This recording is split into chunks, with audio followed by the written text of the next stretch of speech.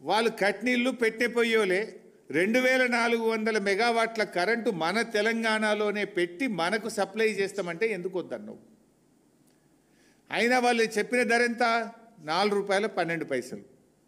నువ్వు మీ రాష్ట్ర ప్రభుత్వము జెన్కో రామగుండంలో భూమి ఉన్నది అన్నీ ఉన్నాక కూడా ఎంతకు తయారైద్ది అన్నాడు ఒక యూనిటు? ₹7.70. అంటే దాదాపు ₹3 ఎక్కువ ఒక యూనిట్కు, ఇంకా ₹3.40 ఎక్కువ. సరే ₹3 అనుకో, 7.70 వర్సెస్ 4.12. 4.12కి ఎన్టీపీసీ ఇచ్చింది, నువ్వు తీసుకున్నావు 800, ఇంకా 1600 నువ్వు వద్దన్నావు. ఆ 1600 వాళ్ళని వద్దని నువ్వు సొంతం పెడతా అంటున్నావు. ఎందుకు? కమిషన్ల కోసం. సొంతం పెడితే ఎంతకు తయారవుతుంది కరెంటు? ₹7.70 తయారవుతుంది. అంటే ఒక యూనిట్ మీద ₹3 అదనంగా విద్యుత్ ఉత్పత్తికి ఖర్చు అవుతుంది మీరు పెడితే. ఒక రోజుకు 3 కోట్ల యూనిట్ల విద్యుత్ ఉత్పత్తి, 800 మెగావాట్లు అంటే దట్ ఈజ్ ఈక్వలెంట్ టు 3 కోట్ల యూనిట్ల కరెంటు. 3 కోట్లు ఇంటూ ₹3 అంటే ఎంత?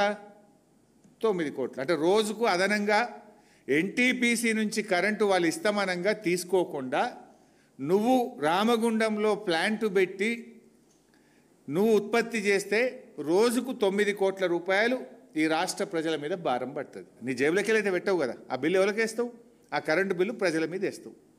రోజుకు 9 కోట్లు. సరే, సంవత్సరానికి ఎంత అవుతుంది 9 కోట్లు అంటే? రోజుకు 9 కోట్ల చొప్పున సంవత్సరానికి 3,285 కోట్లు ఖర్చు అవుతుంది. ఏ పవర్ ప్లాంట్ అయినా అగ్రిమెంటు 25 ఏళ్ళు 25 ఇయర్స్కి ఉంటుంది. అంటే 25 ఏళ్లకు సంవత్సరానికి 3,285 కోట్ల చొప్పున లెక్క పెడితే 82,000 కోట్ల రూపాయల అదనం భారం ఈ రాష్ట్ర ప్రజల మీద పడబోతుంది. మేము అంటున్నది అదే కదా.